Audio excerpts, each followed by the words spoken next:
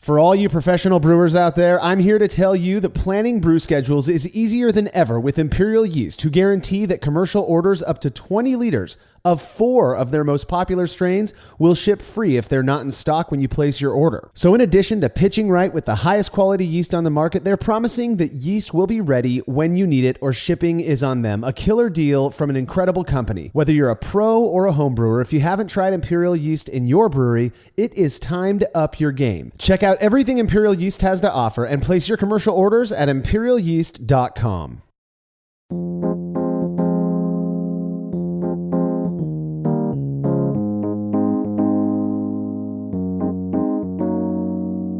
A hearty hello and cheers to everyone out there. You're listening to the 130th episode of the Brewlosophy Podcast. I'm your host, Marshall Schott, and joining me to answer your questions in this Brü A episode is contributor Matt Del Fiacco. Hello, everyone, and hello, Marshall. 130 episodes. Unbelievable. The time has flown by. Yeah, it blows my mind. 130 episodes. I mean, we say this every 10th episode, but 130 episodes ago when we were just starting out, I never would have thought we would have made it this far. Interesting little tidbit. Though, about the Brewlosophy Podcast. It was 3 years ago this month that we dropped our very first episode in March of 2017. That may not seem very long ago, but considering we've produced 130 of these things, it does sort of put things into perspective, at least for me. I actually went back for fun and listened, or I guess tried to listen to that first episode. I don't mean to pat our backs, but boy, have we come a long way. And I'm kind of proud of this little thing that we've created. Yeah, it's definitely evolved quite a bit over time, and the quality's gotten a little better. We've gotten a little bit better of a rhythm. I think that there's a lot of things that have sort of fallen into place just through the nature of doing it, which has really turned into something that I'm pretty blown away by. I'm astounded all the time about the response, and then all just like the comments and the content. It's always fantastic. Yeah, and we've got such awesome listeners constantly writing in with great feedback. Seriously. It's unbelievable, like just the emails I get, and even the ones that are like criticism or critical, like they're always framed so positively. Like I always, like everyone, like it's just all about people wanting to improve brewing and brewing content, and I love it. Like it's always so great. We have the best people. I agree with you. And I'm always excited to do these Brü A episodes because people also write in with questions for us that they want answered, and it allows us to address those questions in a more, public way, so that maybe other people can get some info from us as well on certain topics. And we've got no plans to stop this train anytime soon. In fact, we've been talking about some new ideas for the future, I think some people may really enjoy. So one of the main reasons that we've been able to grow as a podcast and produce as much content as we do is because of the support we get from our incredible listeners, particularly our patrons. Now, if you're unfamiliar with Patreon, it's a platform where people make a monthly pledge and receive rewards for their support, our most popular being a unique monthly discount at YakimaValleyHops.com and inclusion in a monthly live Q&A with somebody in the brewing world. Just a couple weeks ago, Mitch Steele hung out with patrons for an hour. It was absolutely amazing. He talked about his time at Stone Brewing and then building New Realm Brewing. And coming up later this month is the Rare Barrel's Jay Goodwin, who hosts the Sour Hour podcast as well on the Brewing Network. If you're into sour and funky beers, I'm pretty sure you've can't not have heard of Jay Goodwin. He's going to be taking questions on March 28th, so make sure to make your pledge before then so you can be a part of that Q&A session. You can do just that and learn more about all of the rewards we offer in exchange for your support at patreon.com/brewlosophy. Feedback is brought to you by Brewers Hardware, who have an array of amazing purpose-built stainless brewing products to improve your brew day.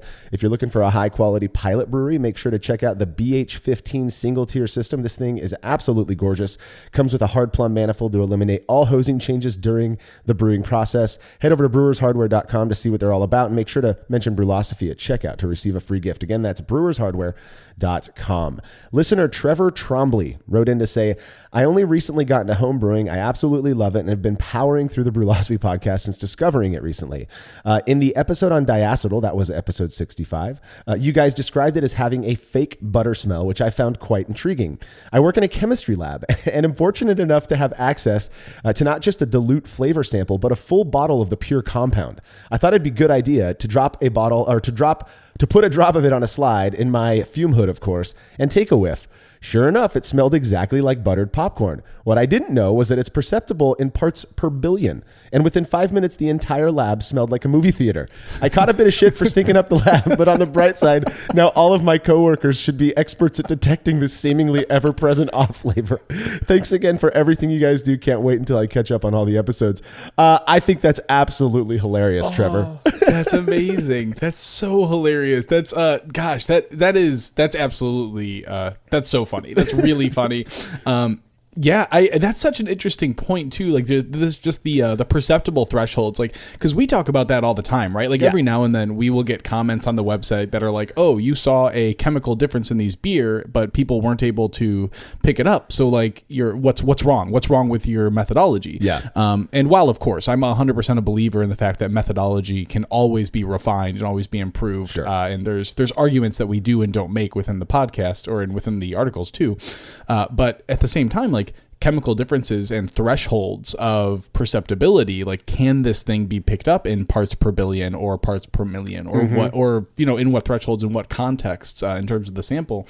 So being just like, I'm sure is similarly where like I look at a little bit of a gravity difference and it's easy to say, oh, I'm sure this would be something someone could taste. Yeah. Just in the same way, it seems like Trevor took like a small drop of this thing and they're like, oh, this probably isn't that much. but it's like, it's all about the relativity of those thresholds that he just ruined this room. So that's really fantastic. I imagine being one of his colleagues, like, what the hell is that? Why does it smell like buttered popcorn in here? Who's making popcorn? Trevor's just kicking it over at the hood like, oh, God. Here we go. Oh, my gosh. That's so hilarious, funny. Trevor. Thank you for writing in with that feedback. If you've got show feedback, you can send it to feedback@brulosophy.com or leave us a note on social media. As anyone with a heartbeat knows very well, a rising trend in the adult beverage market is fruit-flavored hard sparkling water, which appears to have surpassed hazy IPA in its ability to inflame haughty beer nerds. Love it or hate it, it's kicking ass and will likely be around for a long time. Looking to craft their own versions of this crushable swill, some homebrewers have started trying to mimic the likes of White Claw and Truly. Our good friend Andy Carter, who enjoys the more experimental side of brewing like us, gave it a shot himself and sent me a couple of bottles, one of which had no fruit flavoring added. 1 minute beer review with Jersey and Tim. Welcome to the Jersey and Tim Beer Review Hour by Jersey and Tim. This is a water. I know. I can see every pimple on your teenage face. That's champagne, dude. 100%. Stuck it. Beer review over. Done. It's very watered down champagne. We're done here. This is watered down champagne. Is this Bartles and James? I think it is. You want to talk about this champagne? You gave us a little bit more. We'll try. On a scale of 1 to champagne, it's champagne. Yeah. We're learned men, and we're not going to be treated like this. The days of feeding us Coors Light and hoping we think it's an IPA are over, dude. We're not going to be treated like this. Tim, are you going to be treated like I this? am not. This is champagne. It is. What are we drinking to? Dude, Happy New Year's. Happy New Year's, buddy. Happy New Year's. It's like watered down leftover White Claw. It's not good, whatever it is. No, I thought it was great. It had a good taste, but it was like flat tasting. Would you order another one? No. Then it sucked. 0 jerseys. Bam. Well, Happy New Year, I guess. Just a point of fact here that we recorded that at the end of February, so I don't know why they were wishing everyone a Happy New Year. But I've actually consumed quite a bit of White Claw and other versions of sparkling hard cider myself, and in my experience, they all have varying levels of this sort of, it's hard to describe. It's like this earthy, like almost dirty, but not in necessarily a bad way, but kind of an earthy, dirt-like flavor. Of the ones I've tried, White Claw has the least.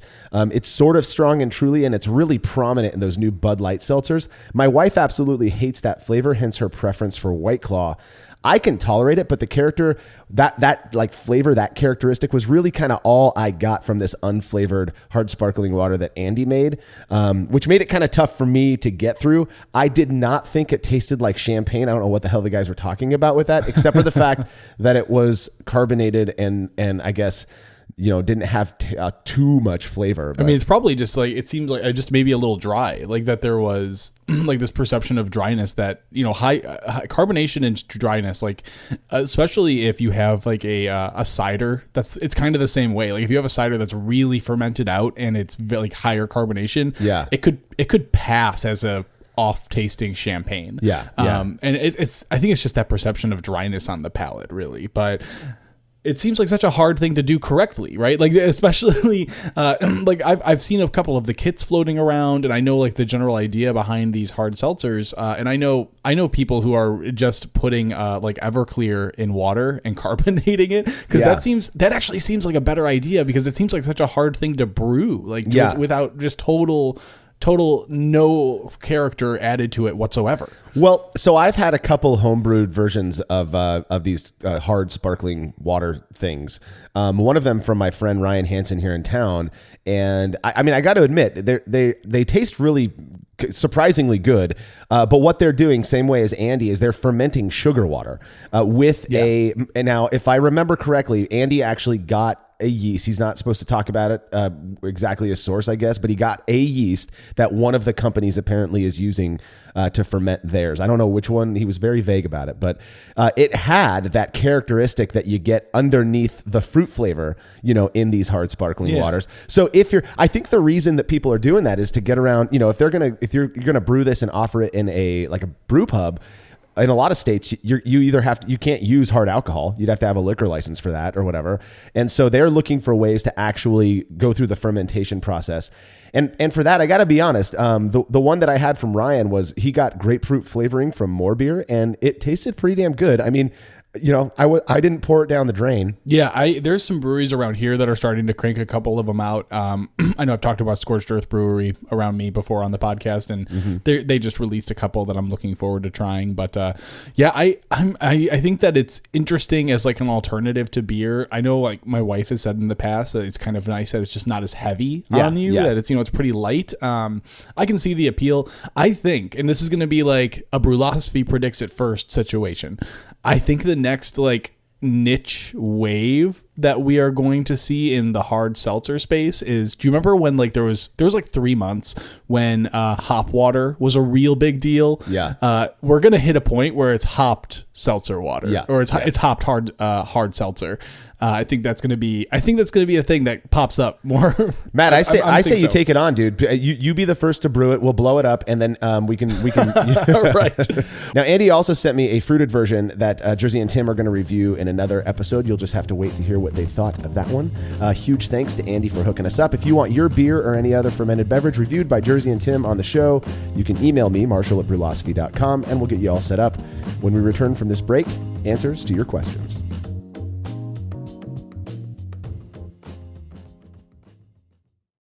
Craftmaster Growlers takes traveling with and sharing beer to a new level. Made from heavy-duty stainless steel, Craftmaster Growlers are double-wall insulated and can keep beer cold for up to 8 hours. Unlike typical growlers, Craftmaster Growlers come with a swiveling tap and fully integrated CO2 regulator cap, allowing beer to stay fresh for 2 weeks or more. The square design takes up less space and will fit in most refrigerator doors, and every Craftmaster Growler comes with a 1-year warranty. There are 64 and 128-ounce versions available over at craftmastergrowlers.com.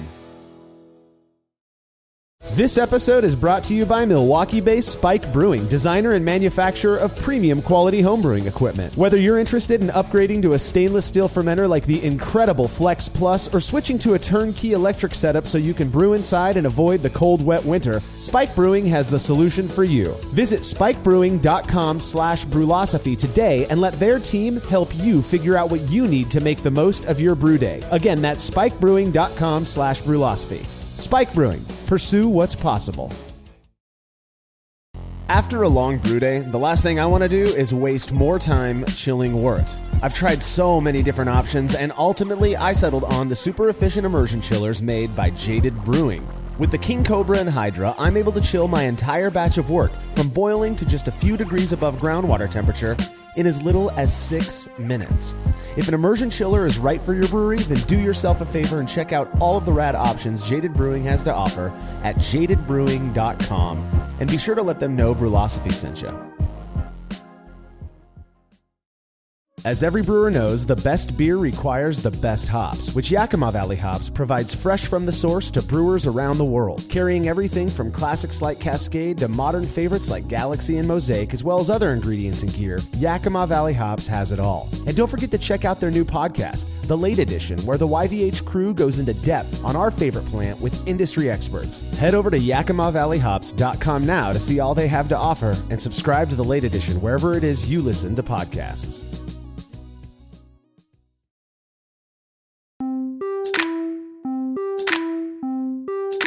We've got a bunch of great listener submitted questions to get through, so let's jump right into this thing. First up, Trevor Vandermeer from Pasadena, California, wrote in with some questions on hop substitutions. He says, I've been brewing more lately after a hiatus, and I'm looking to buy more ingredients in bulk. Given the large variety of hops, I was thinking of buying larger quantities of several versatile varieties and replacing them in my recipes as needed. This has posed a few questions in my mind I thought you guys could help with. First question, he says, what are the pros and cons of having larger quantities of hops on hand, and how have they affected how you design a recipe? Okay, yeah. So pro, the one that is easy and off the top of my head is that buying in bulk, as you've sort of alluded to, is just straight up cheaper. It is cheaper to buy in bulk, and it is also super nice not to have to worry about running out of hops. Typically, like more often than not, I don't really have like a 1 ounce or a 2 ounce package and have to worry about, do I have enough here? Do I have to go get another 1 or 2 ounce package? Typically, I've got what I'm looking for, so that's always really handy. Yeah. So those are only two pros, but I'm advocate, like definitely buying in bulk. Yeah. Con, definitely though, repackaging can kind of be a pain. I like, just personally, I don't find it enjoyable. So having a dedicated space in like the chest freezer for hops. So obviously as you buy bulk ingredients, especially grain, it just means having a higher footprint for your brewing and for your hobby. So, depending on where you live or what your situation's like, that could be maybe a little difficult. And then as you've sort of also alluded to, it really does actually influence my recipe design. And I don't know how you've experienced this, Marshall, but personally, like since I've been buying Magnum hops in bulk, I don't really use Challenger or Warrior for bittering. Yeah. And because I have Cascade and Citra in bulk typically, I don't really use like Galaxy or Mosaic, like those aren't really things that I tend to use because I usually just don't have them, and I have Cascade and Citra, and I love Cascade and Citra, so I always find myself using the things that I buy in bulk, which is kind of also the point. But yeah, again, it does definitely influence my design. Yeah, I like you. For me, the and this speaks to the whole issue of just having bulk ingredients on hand in general, but the ability to just say, you know what, I feel like brewing and I'm going to go brew. I love that. Yeah, and definitely. So there's a convenience factor to having all of that stuff in bulk. Another pro for me when it comes particularly to hops is, and I'm not speaking ill of any homebrew shops out there. They have to deal with what they have to deal with. But when I buy a pound of hops from Yakima Valley Hops and they show up to me in a nitrogen, nowadays cans apparently, but those nitrogen sealed bags, I know that my hands, besides the guys who package those hops, my hands are the only ones who have touched that. And so when I'm sealing that bag back up, or if I am repackaging, I don't even suck the oxygen out of most of my hops anymore because of some stuff that I talked about with the folks up in Yakima about storing in the freezer being the most important piece of it. And I haven't seen any detriment, but yeah. So knowing that I'm the only one who's dealt with those hops, really, that some homebrew shop isn't just throwing them in a baggie and putting them on a shelf somewhere or whatever. I like that. I like knowing that I can control the freshness, I guess. So that's a cool thing. The only con I can think of really is the fact that it takes a lot of space up. I mean, half of my freezer is dedicated to hops. So thankfully we have a freezer in the garage, so that's not a big deal. But, yeah, definitely. All right. Trevor's next question, he says, I love this question actually. He says, when substituting hops, how far do you guys tend to go on the quote transitive hopperty? For example, if a recipe calls for Chinook, but you only have Columbus on hand, if Chinook can be replaced with Galena and Galena replaced with Columbus, would you use Columbus in place of Chinook in a beer? Why or why not? I'm gonna jump in on this one because I've had this very same thought. I think a lot of people have. Yes, you absolutely can. The only way to know and this is the sciencey nerd in me, the only way to really know if that transitive hopperty exists, if they are that similar, is to brew two side by side, compare them blind, whatever. But a lot of those hops do have similar parentage. They come from similar, lineages and whatnot. So you are going to get some similar properties.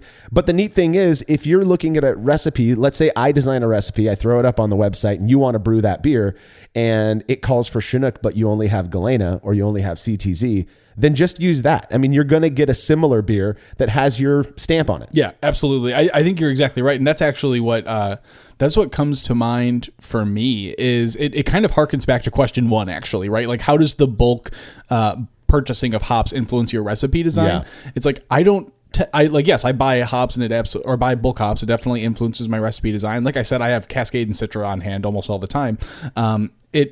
That isn't because I think Cascade and Citra are mediocre. Yeah. Like it's because like I think those are really excellent hops and they're really fantastic. And so if I do have to sub in one of those for a recipe that I'm looking at, like that's kind of what I want, is because like I love those in beer. Like I love the way they are. Yeah. So it's totally fine with me. In terms of like the transitive, yeah, to your point, Marshall, like how perceptibly different those would be, that is yet to be, it can be said, I think, depending on the context of the beer and all that different stuff. But all that said, like if you are, I wouldn't think of a transitive hopperty, which I like a lot. I wouldn't think of that as like, okay, I'm going to make a Chinook Pale Ale, but use Columbus, and it's going to be a Chinook Pale Ale. Probably not. It might be a Columbus Pale Ale, but it'll still be delicious. Yeah, it'll still be great. Like right. So, I wouldn't go into it saying, oh, these hops are probably 1-to-1 substitutions of one another. I don't think that's typically going to be the case. Totally. But I don't think you should expect the beer to be bad either. No, exactly. Well, and so his final question, I think, is a good, we can kind of segue into this. He says, are there flavor and aroma characteristics in certain varieties you find are harder to substitute for with other hops? What about bittering? Like you said, so you've got Cascade and Citra always on hand. Yep. There are certain varieties, and I would put Citra in there. I would say that Mosaic is so unique that it really is hard to substitute. It's why it's so expensive. It's why it's hard to get. And Galaxy, those three, actually a lot of the Kiwi hops as well, the New Zealand hops, very, very difficult to mimic those characteristics in other varieties, other hop varieties. And so if you put those few in a little bowl and then you set them aside, I'm pretty sure you can get close with almost all the other varieties. So for example, I'll happily use Centennial in place of Cascade. And I mean, I think they used to call it Super Cascade. You know what I mean? So there are definitely hops that you can substitute in and out and get very, very close. And then there are those where I think you're just not going to get anywhere near what the original or what the recipe, if a recipe is calling for Galaxy and you sub in Centennial, you're not going to get a beer that tastes like the one would have tasted with Galaxy. So right, exactly. Yeah, I don't actually have super strong opinions on this one, just because I do think that hops are unique, and I think that you can get probably similar characteristics from a bunch of different kinds of hops. Is it always going to be spot on? Probably not. But is it going to be at least similar? Like, yeah, absolutely. Like, there's definitely, it's like you said, Marshall. Like a lot of these hops have pretty common parentage.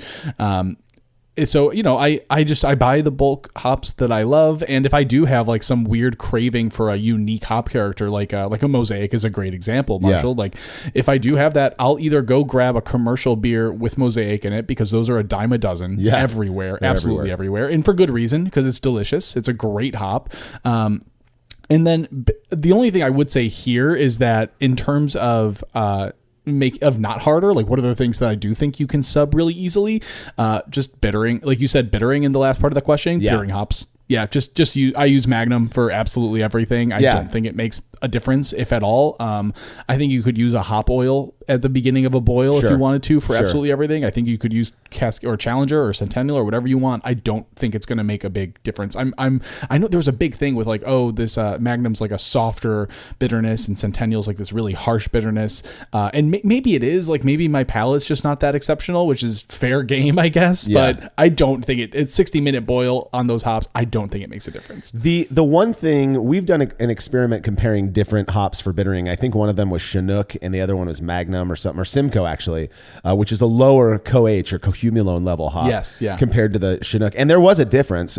So again, if you are subbing, especially for a bittering hop, if you are subbing in something that has similar statistics, so similar level of alpha acid, similar level of beta acid, similar level of CoH, I think you're okay. I mean, I've been using Horizon lately because last time I was in Yakima, I picked up, they sent me home with some hops and I picked up a half pound of Horizon. So whatever. And I haven't noticed a difference between that and Magnum, but that's, my go-to is typically Magnum anyways. If you run into a situation where, oh crap, I'm out of Magnum, but I've got this, lower alpha acid hop, just use it. I mean, I don't think it's going to be that noticeable. Yeah, I guess the only other place like maybe is if you are bittering with like a super low alpha acid hop versus a super high alpha acid hop. Yeah. Like potentially the vegetal matter could have an impact depending on like the rest of your process maybe, but it's one that I think it'd be cool to explore more, but definitely I think you'd have to worry about it less. Yeah. All right. Todd Underwood from Sherwood, Oregon asks, I recently read a comment in a homebrewing forum where the user argued that conical fermenters could be considered a detriment to the homebrewer due to the massive oxidation problems with dumping trub. I know dumping trub will likely expose the beer to at least a little oxygen, but I'm wondering if it's really the kind of thing that leads to massive oxidation problems. Have any of you experienced this in your use of conical fermenters or when collecting yeast? I'm currently happy with my PET carboys, but I'm curious what your thoughts are for if I ever want to upgrade to stainless fermenters. I appreciate that Todd put upgrade in quotes because it really, yes. I mean, I get what he's saying there. He's not saying that anything other than stainless isn't good. But yes, it's true that if you are using a fermentation vessel that has a trub dump on the bottom and you want to dump that trub, something's going to replace whatever that trub is. And usually it is oxygen if you've got some form of an opening on the top of your vessel. But a lot of these nicer, quote unquote, nicer, higher end conical fermenters have the ability you can connect CO2 to it. So if you mind that piece of it, then dumping trub isn't an issue at all. Cause what you're replacing that trub with, that yeast cake with, is CO2, which is perfectly fine. That's not going to ruin your beer. Now, I don't use conicals, or I guess the fermenters that I use are conical technically. They are conical like bases, but I understand what he means. It's right. But even, I remember when Jake was trying out, I forget exactly what the brand name was, but it was like a PET sort of conical type of a fermenter with a trub dump on the bottom, and his biggest issue was, besides it being kind of messy, it every time he'd go to dump that trub out, it would just suck oxygen in from the top through the airlock. I mean, if you're concerned about cold side oxidation, as I very much am these days, that's not something that I want. I'm going to be figuring out a way to, whether that means filling up a balloon lock with CO2 and putting it on before I dump the trub.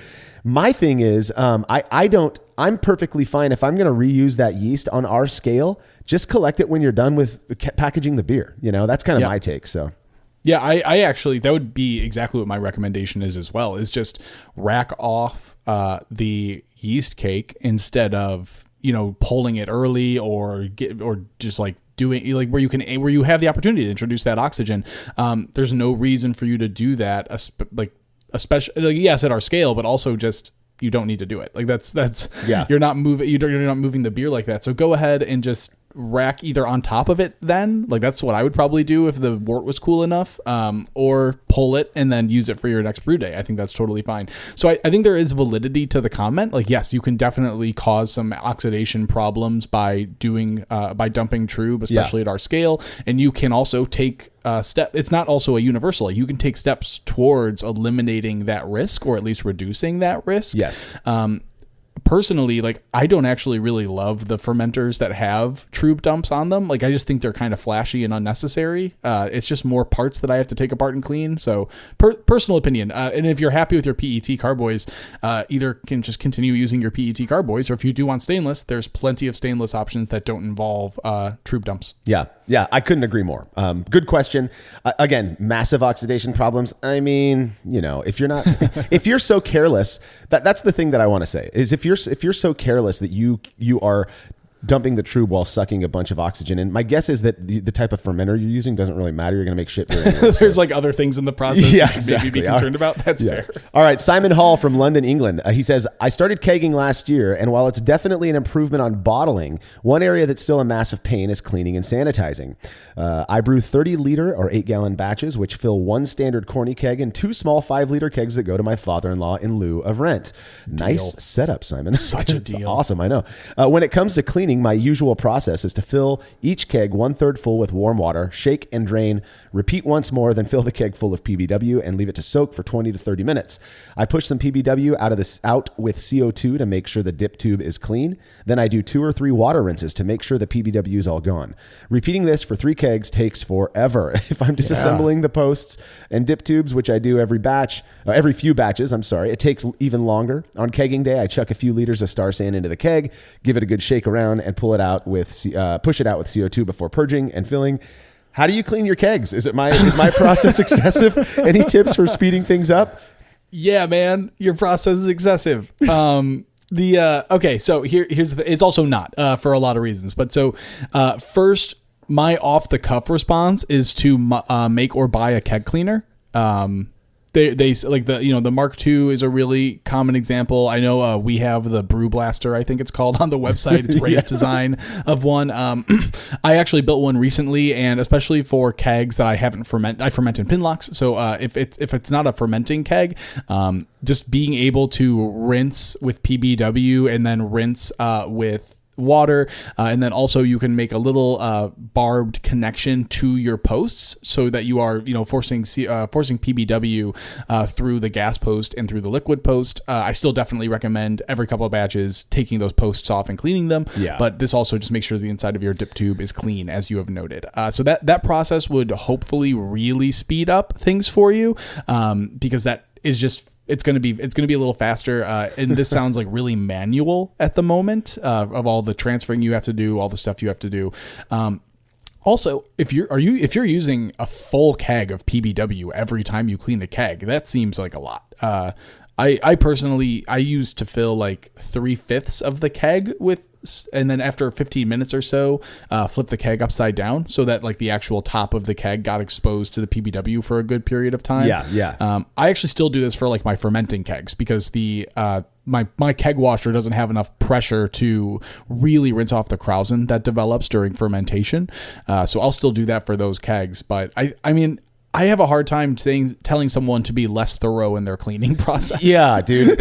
Well, here's the funny thing. So Simon, I'm reading through this when Simon sent this question. I was like, he does exactly what I do, and I hate it just as much as he does. To the point that I literally, I'll kick a keg, and if it, after it sits empty in my keezer for a month, I'll take it out with plans to clean it, and then it stays in the garage for another month. And it's just it's an annoying process, but I can't think of a better way to do it. Now, Exhilarator, who make that incredible counterflow chiller, they're working with a chemical company right now to produce this new cleaner that is, I don't know exactly what what it is, what it's made up of, if it's an oxygen or a alkaline base or whatever.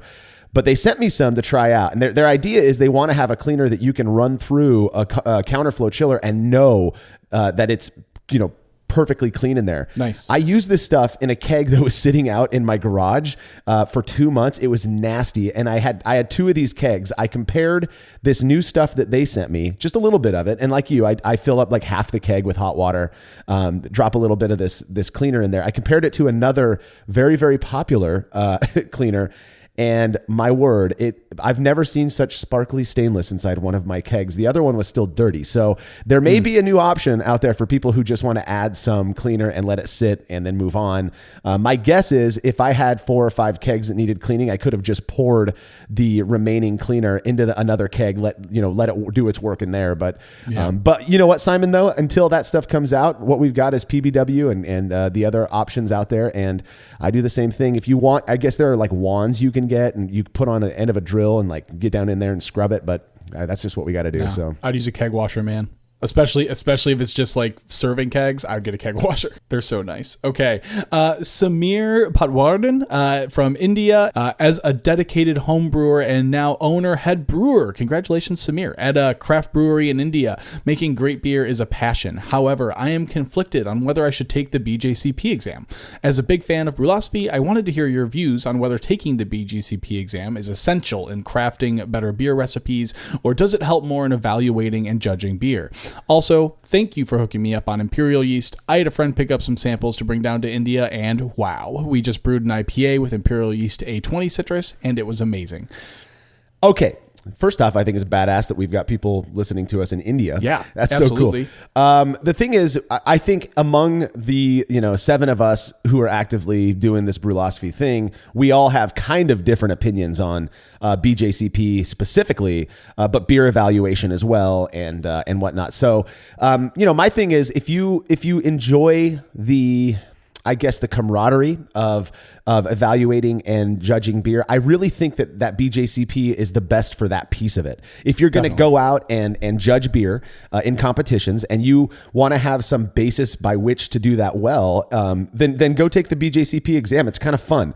I'm not convinced that having a BJCP credential is going to make you a better evaluator of beer. Yeah, but it again, it's just a credential. So for me, and again, totally personal opinion here, but for me, what is so awesome about the competition and evaluating the world of beer competition and evaluation is the camaraderie. It's the community behind it. If you're just hanging out by yourself and you want to know and you want to better evaluate your beer, you can read up on that. You can buy flavor standard kits to learn about off flavors and stuff without having a BJCP credential. So yeah, definitely. I think that I think how I'd respond to this is what the BJCP does and does incredibly well is that it provides a framework by which you can begin learning more and refining your sense of beer judging and beer evaluation.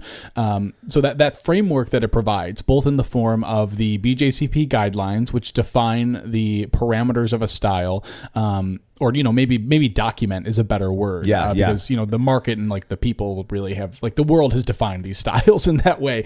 But the documentation of those definitions, as well as the actual structure of the organization that it provides, is a framework through which people who are brand new to brewing or people who are brand new to beer evaluation can begin to learn more about both of those things and learn more about judging. So it is a framework and an organization as opposed to a thing that actually makes you better at evaluating. It gives you the tools to be better at evaluating, as opposed to just being the only thing, or as opposed to making you better at evaluating in and of itself. So if you just want to read through the materials, they have all their materials publicly listed of what you can read and what you can look at in terms of being able to prepare for the BJCP exams. All of those resources are listed out and they are available, and those are things you can read and look into and get. I know Designing Great Beers by Ray Daniels is a really fantastic resource in terms of beer design. It really is. The BJCP is really focused on evaluating and judging, but there's some transitive knowledge, I think, that comes out of that applies to recipe design and just also beer process. I'm a big fan of the BJCP. I really think that they do exceptional work. I think obviously that I'm also, of course, on the side that judging is subjective in that bias definitely plays a huge role, but that's little b bias, not a negative term bias. It's just the way we are. The BJCP's framework also helps set expectations for said bias, which is another part of the whole equation. So I don't think you need to do it. I think that if you want to get into that framework, I think it'll help support you in your journey towards getting better at evaluation and judging, and also beer design, that transitive knowledge I talked about. But it's definitely not necessary. I think it's an option. Yeah, I couldn't agree more. In fact, you put it really, really well, Matt. My thoughts exactly.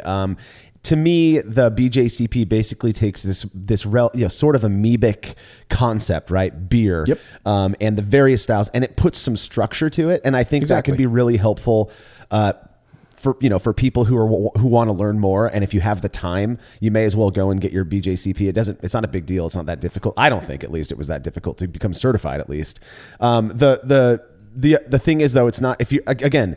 The reason for the BJCP is so that you can judge competitions. I mean, that's basically what this is. Or you're not. It doesn't make you a better evaluator just by having it. You have to put the work in. Exactly. It's putting the work in. They will help you with those tools. They will help you with what framework you are operating within, and you will get better at things within their framework. Yeah. And absolutely, for a lot of people, that framework is necessary. It's so hard to enter a gray territory and be where do I begin? The BJCP gives you the opportunity to say, this is where you start, and this is the kind of things that we are using as our yardsticks within this process. And even just providing the yardstick is a huge part of this process. So I think that definitely what they are doing is giving you that framework, as opposed to and again, like you mentioned, Marshall, what it will do is it'll make you better at being a BJCP judge. Yeah, exactly. Yeah. All right. Well, hopefully those answers were interesting enough and sufficed for the people who were asking them. We've got to give some love to our sponsors, so we'll be back right after these messages.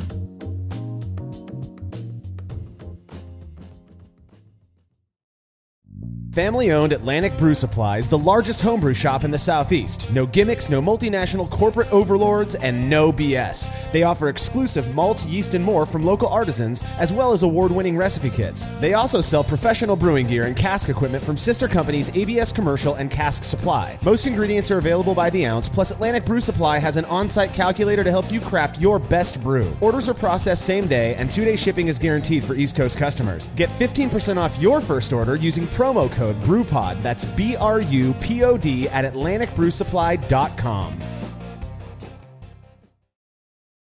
The brew in a bag method has blown up over the last few years, and in that time, it's become very clear that not all bags are created equal. For the best BIAB experience, you have got to go with the Brew Bag. Made from high-quality, food-safe polyester, the Brew Bag is available in both 210 micron for standard brew in a bag, as well as 400 micron, which works beautifully for all-in-one recirculating systems. I've been a Brew Bag user for years and wouldn't brew without it. Head over to brewinabag.com to get the fabric filter that works for you and use promo code TBP17 at checkout to receive a discount. Again, that's brewinabag.com. Chilling work can be a chore, especially after a long brew day, but not with the Exchillerator Counterflow Chiller, which can chill a 5-gallon or 19-liter batch of wort in 5 minutes or less, leading to a strong cold break and clearer wort in the fermenter. Brulosophy's Matt Del Fiacco uses the Exchillerator Max and absolutely loves it. In addition to improved chilling efficiency, every Exchillerator comes with a 5-year warranty that covers the entire chiller for manufacturer defects. If you're looking to up your chilling game and a CFC is right for you, head over to Exchillerator.com today. Just as the Grainfather all-in-one brewing system revolutionized all-grain brewing at home, the Grainfather conical fermenter and glycol chiller take this one step further by giving homebrewers state-of-the-art temperature-controlled fermentation, just like commercial breweries use. With a full array of features including insulated double-walled construction, an innovative dual-valve yeast dump and sampling tap, and an integrated heating element and temperature controller, the conical fermenter provides a professional quality fermenting environment for superior temperature control. With the ability to individually power and control the temperature of up to 4 Grainfather conical fermenters, each with their own fermenting schedule, the Grainfather Glycol Chiller is the perfect addition to ensure superior fermenting results. And for a limited time, you can save 10% on your order by going to Grainfather.com and entering coupon code NZB during checkout. Once again, enter coupon code NZB when you order the Grainfather conical fermenter or glycol chiller at Grainfather.com. Once again, that's Grainfather.com.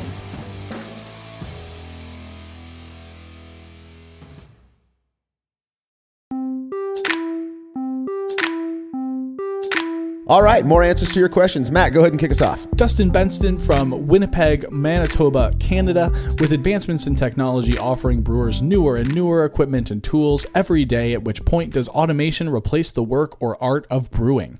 Say in 10 or 20 years, when I prospectively put a pre-mixed IPA pot of grain and hops into a machine and hit a brew button, that exists now, by the way. I was going to say, yeah, that sounds very familiar. In 10 years, which provides delicious beer in X amount of time. Am I still technically a brewer, or have I been fully removed from the craft by ever-growing automation?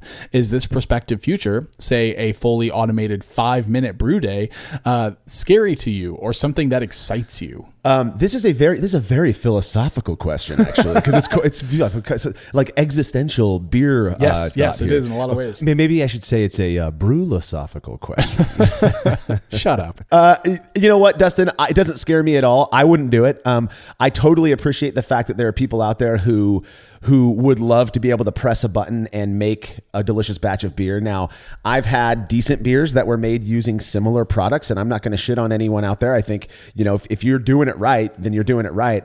In my experience, not only is it less fun, because I kind of enjoy digging my fingers into the grain and measuring out hops and, standing over a boiling kettle of wort. But it also produces a better beer in my experience. You have a little bit more, quite a bit more control actually over what you're doing and the process. So again, if somebody likes brewing on one of these Keurig devices, brewing devices, by all means do it. It keeps you in the hobby. I love that. whatever. It's not my jam, and so I'm just going to choose not to do it. But yeah, it's not something that scares me. Are you still a brewer? I mean, shit, you can call yourself a brewer if you make coffee. I don't care. It's just that's just a label. So I consider myself a brewer, quote unquote, because I brew beer. And if I push a button and I make a batch of beer that my friends like, I'd probably call myself a brewer then as well. So yeah, this is like some no true Scotsman bullshit, right? Like it's like it's the worst kind of gatekeeping where it's like, oh, you don't do this in the way that I think you should do this, right. So you're not X, like, or whatever, or like you don't deserve this title. Like I think obviously like we're not talking about things like master brewer is like a title. There's a process by which you go through that right. in certification programs. But just to like, I think of like running, right? Where everyone's like, oh, I just went on a jog this morning. I'm not really a runner. It's like, dude, if you want to be a runner and you did the work to put in a running and you went outside, you're a runner. Congrats. Yeah. Like that's enough. And in this same way, if you are someone who wants to just pop something into a machine, have a really short automatic brew day, then yeah, you're a brewer. If you want to be a brewer, do it. If you're someone who wants to just do it all manually and handle that process, you're still a brewer too. That's 100% fine. This doesn't scare me at all. I mean, honestly, most of the biggest brew houses in the world are pretty much this. Like they're fully automated. They're not like pods, obviously. It's not countertop pods, but they are incredibly automated systems. Yeah. And those people are still absolutely brewers, just as much so as the people who are running smaller breweries who aren't as automated. So I totally it doesn't agree. scare me at all. There's parts of my process I'd want more automated and parts of it that I like not to be automated. And that's just personal preference. Yeah. So a couple more points on this. Equally as annoying to me as the gatekeepers who are saying, well, if you just press a button, then you're not a real brewer, are the people out there who advocate for certain types of, whether it's a method or a machine or whatever, and then they hear an opinion of somebody like me and they're like, well, see, you're in that group of people. No, I'm just sharing an honest opinion.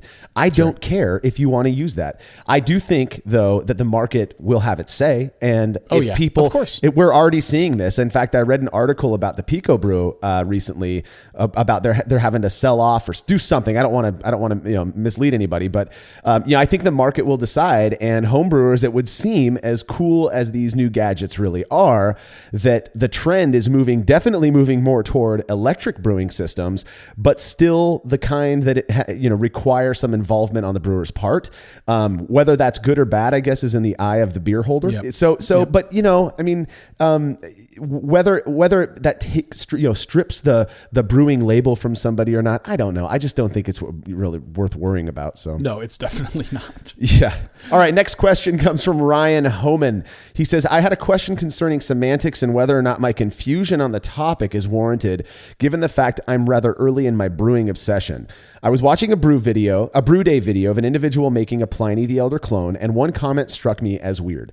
The person claimed the beer being brewed wasn't, quote, real ale, and that it was simply, quote, moonshiner's beer, explaining that the use of a single infusion mash and highly modified malts resulted in a, quote, enzymatically and chemically imbalanced beer that's useful only in distilling.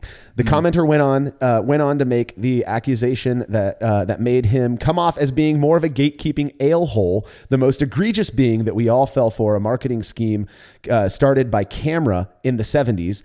So given this commenter's definition of what we're doing, have we modified too much to really be beer? I feel like this goes fairly well with the last question. Yeah, this is pretty hand in hand with the last one.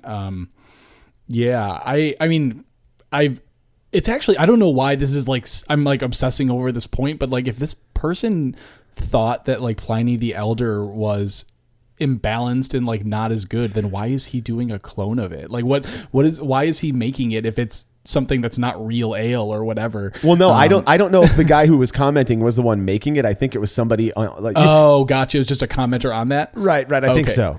Oh yeah, no, I don't want to dive into that territory. That terrifies me. The thing, to kind of go along with what you said, Matt, if you've had Pliny the Elder, now I'm not gonna go off and kiss the ass of Russian River, but I do think Pliny the Elder is probably one of the best double IPAs. They deserve whatever ass kissing exactly that you would give them. Like, if somebody is saying that Pliny the Elder isn't a good ale, then that's the last person you should be taking advice from. I mean, who cares what he thinks? It's gatekeeping at its finest. Like and here's the thing, like, so let me try to answer this in like a way that's not just me being upset.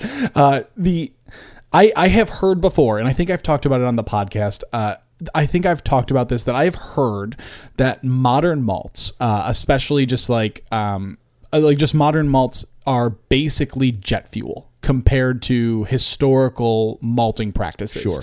Extraction efficiency is the name of the game for a lot of these places.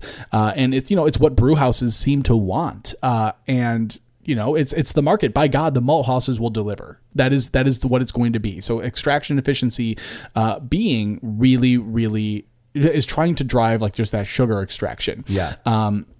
I've definitely heard that before. I've also heard that, the trade-off for that is, we tend to have these lower protein content malts that, I think it's, someone had mentioned like the sacrifice of control in the process. I think by which he means like people typically don't have to do step mashes anymore or protein rests. We can just do the single infusion, like this commenter was alluding to. I've definitely heard that before. It's an opinion. It's out there. In terms of being beer, I actually kind of don't care whether or not it's being whether or not you want to call it real ale or whether you want to call it moonshiner's beer. Pliny the Elder is delicious, and if it's moonshiner's beer, then it's a delicious moonshiner's beer. It frankly doesn't matter to me. Yeah. I think this is honestly just gatekeeping. Like it doesn't. And I think the other thing that stands out to me is like this thing in my head that I'm obsessing over is where it says enzymatically and chemically imbalanced beer. Like imbalanced compared to what? Like what is that central point of what should be balanced? Because I got to tell you, man, if you're saying this is imbalanced beer, this is the market right now. Like this is the new benchmark. So really. Yeah. This is kind of the balanced beer. Even if you think it's imbalanced, it's now balanced compared to the standard. So like the standard has maybe shifted away from what this commenter wants it to be. I'm not totally sure, but yeah, this is just gatekeeping. It's I think there's some validity to it. I think there's ways that like, we typically do favor extraction efficiency. And we have like just different malting practices nowadays, and that you can get malts that have lower extraction efficiency, but higher protein content. That's totally reasonable. And it's out there. Yeah. You have to kind of hunt for it. Yeah. So to finish to my response, have we modified too much to really be beer? No, that's a stupid comment. Yeah, that's stupid. So let's continue with Charlie House from the U.S. Embassy in Tirana, Albania. I just started harvesting my yeast. I keep reading and cannot find anything on the actual pitching procedures of harvested yeast. There's a ton of information on how to harvest yeast and rinse, and I'm getting a small amount of yeast settled on the bottom like I've seen out online, but it just doesn't seem like enough to repitch. I've read that a 5-gallon batch of harvested yeast can be split for 3 more batches. I'm just not seeing this. What's your guys' take on reusing harvested yeast? Okay, so it sounds to me like, and I appreciate that he used the term rinse, not wash. Yeah, it sounds to me like he's taking yeast from a batch, rinsing it to get that clean, nice, creamy layer, and then wants to reuse that. If you're using that method, you can probably get about 3 pitches from a fermented batch of beer from the yeast cake on the bottom. I think what he's kind of mixing. This is a guess on my part. It sounds like Charlie might be kind of mixing up methods and different things that he's read. There are various ways to harvest yeast. A lot of people will just take the yeast at the bottom of a batch of beer, get like 1 quart of that, which, and then just pitch that into another batch. And you could get, 4 or 5 pitches if you use that method. I've done it a ton, and it does seem to work really, really well. There's not much flavor carryover that I can tell in our experiments. It doesn't seem to have a difference to, fresh yeast. So, but if you're going through that whole harvesting and rinsing process, I could see you getting 3 batches out of it. But what you want to do, or what most people, I suppose, would do is prop up that yeast in a starter before pitching it into the next batch, because you aren't getting that much yeast when you go through this rinsing process, at least in my experience. Yeah, I think that if you are not getting the amount of yeast you want from harvesting, then start exploring like a starter harvesting method. Just overbuild your yeast starters and split those off and use those and continue to build them via yeast starters. That way you don't have to worry about the fact that you are rinsing your yeast and you maybe aren't getting enough. I think that's a good backup for you. It might be just a little easier than having to go through this process and worrying about not getting enough yeast. But definitely, if you can actually probably calculate this out yourself, Charlie, if you want, like go into a yeast starter calculator and plug in how much you've pitched and what your volume is, and treat like your volume of the starter as a 5-gallon batch. And it'll show you like how many yeast cells predicting are at the end of this, right? Like how much yeast you should have that are starting to settle onto the bottom. So you are going to get a ton. I can see definitely losing some during the rinsing process, like in just normal wear and tear on how much you're losing. And but explore some other methods. I think that'd be my advice. Yeah, and I think it's good advice. So my take on reusing harvested yeast, I don't know if he's asking for this, but I'll just share that I have reused I took a single pitch and stretched it out over 15 batches. And I gave away that 16th pitch to a friend to borrow, and he used it to, successfully ferment a 16th batch. All started from the same original pitch of yeast. So you can stretch out a pouch of yeast, for example, quite far, as long as you take care of it. Now, like you said, Matt, I was harvesting from starters, so it was really clean yeast. And I wish I would have been, I had the wherewithal to do a comparison of like 16th batch to a fresh pitch or something. That'd be cool. That'd be a really cool one. I also will throw on here, I don't think we mentioned that Charlie asked about the actual pitching procedures. It's the same. Yeah, same exact. That's it. You're right. That's why you can't find anything on it. It's because it's not different than your normal pitching procedures. Yeah, we have a tendency as brewers to overthink things, I think, a bit. But it's exactly the same pitching procedures as if you had a fresh pitch. And and I think a good point though is when I'm harvesting from starters, or if I'm doing the yeast rinsing thing, I presume I don't care if I overpitch. My concern is underpitching, of course. So I just presume 100 billion cells. And then, so I'll use that like it's its own fresh pitch at 100 billion cells, and use a yeast calculator from there to prop up a starter. Sure. All right. Next question comes from Ryan Gade. He says, being an intermediate brewer, I have a question about how to best utilize the hops when formulating a citrusy IPA recipe. The common wisdom for IPA is to add flavor additions at the 30 and 15 minute point, then later in the boil and dry hopping for aroma. In my quest to try to be more efficient, do those quote flavor additions contribute flavor rather than just aroma, or could I just split the hops between flame out and dry hop to achieve the same result? Yeah, good question. Actually, this makes me think of back in 2017 when Basic Brewing had a couple of the Brulosophy crew try to do a test to order different hop additions based on when we thought the hops were added. And as I recall, Marshall, you and I did pretty poorly on that one, but the others nailed it. So it was really cool though, just to see what hops contributed at different points in time. And obviously, I had a hard time with it. Marshall, I think you only screwed one up, which led to two being screwed up, but because of that, it was just the way. But something you might want to try at some point for yourself, Ryan, is just try that out. Get like a wort and split it off after the mash and do a different boil additions and just see what they're contributing and see what you pick up in different ones. That might be fun. But more to your question, I know brewers who will only use flame out additions for hoppy beers. And I think you'd be fine as long as you are accounting for the bitterness. And I know some who just do like a 60-minute bittering and then only flame out. Would it be perceptibly similar to a beer that also utilized a 30-minute addition? Maybe. I don't really think so based on my experience, especially in like that basic brewing test. Yeah. But it'll still be delicious, I think. I also think that dry hopping is like a really fantastic lever you can leverage, I guess, to pull if you need more hop character at the end. And just to keep on that one, I think Scott Janish has a really excellent write-up on the bitterness contribution of dry hops. It has to do with oxidation typically, but either way, it is really interesting to read up on. It's worth looking into if you are worried about your hop character or maybe not enough bitterness. Potentially you can leverage dry hopping as a way to control that as well. So I think I think it might be different. I'm not 100% sure. And I think it depends probably on a lot of other factors, but I think that you could do it with the same result, maybe not, but a similar result or a result that you enjoy. Absolutely. You can do that. Yeah, so this is a little off topic, but the whole delineation of bittering, flavor, and aroma, I hate it. There are styles of beer out there. I'm thinking of Helles or I'm thinking of Pilsner that really do. You're using a low alpha acid, noble hop at 60 minutes, and maybe no more hops at all. You are still going to get some hop flavor in that beer. On the other end of the spectrum, if you just do a flame out addition, you're still going to get some bittering or some bitterness out of that beer. Yeah. So it's the fact that we call them that. I've been trying to refer to them as, early kettle, mid kettle, and late kettle additions because you're going to get flavor and aroma. I mean, when I started brewing in 2003, I was all but convinced that if I added a SOTS at 30 minutes that I was just extracting flavor. I wasn't getting any bitterness. I wasn't getting any aroma.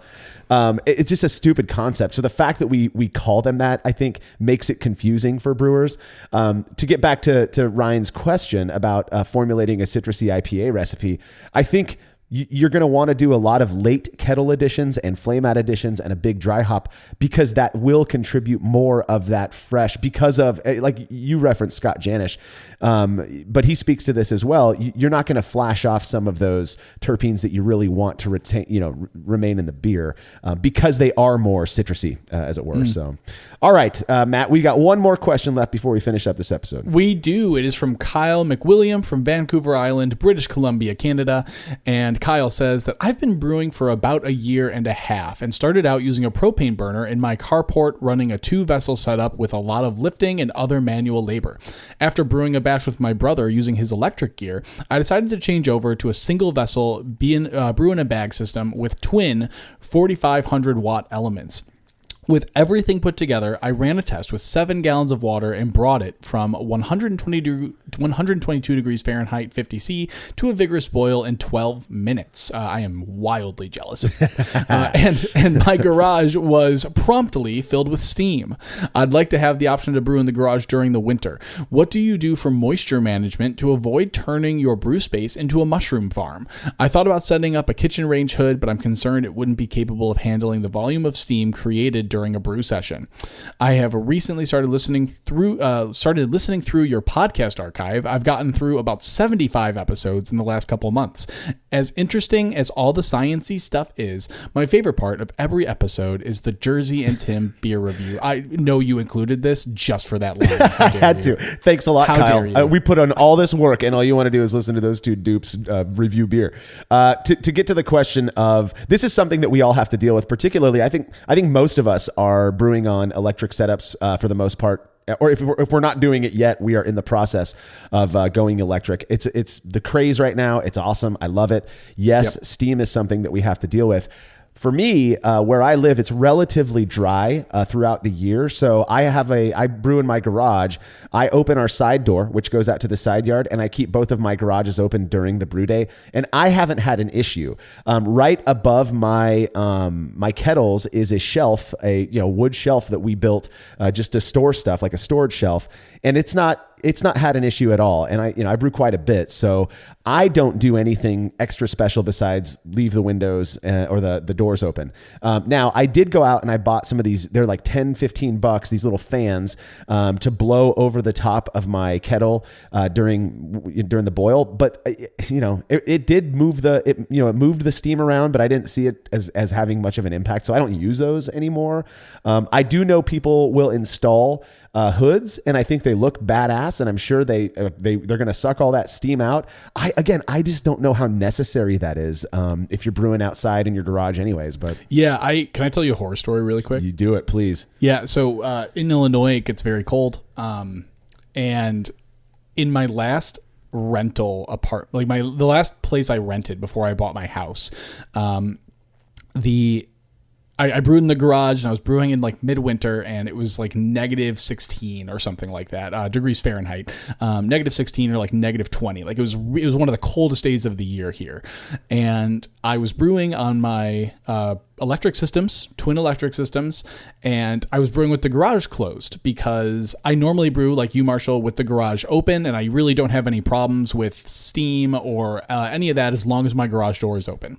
But it was freezing, it was cold, it was just nighttime, so I had the garage door closed, and I unfortunately steamed and froze our garage door opener and broke it. And so I went to open the garage to clean up at the end of the night, and the garage door opener froze and would not operate. And I had to have someone come fix it because it wouldn't open or close because I destroyed it. Oh my God. So this is definitely a problem for some people, especially if it's colder, especially if you don't want to do it. Like it can cause some problems.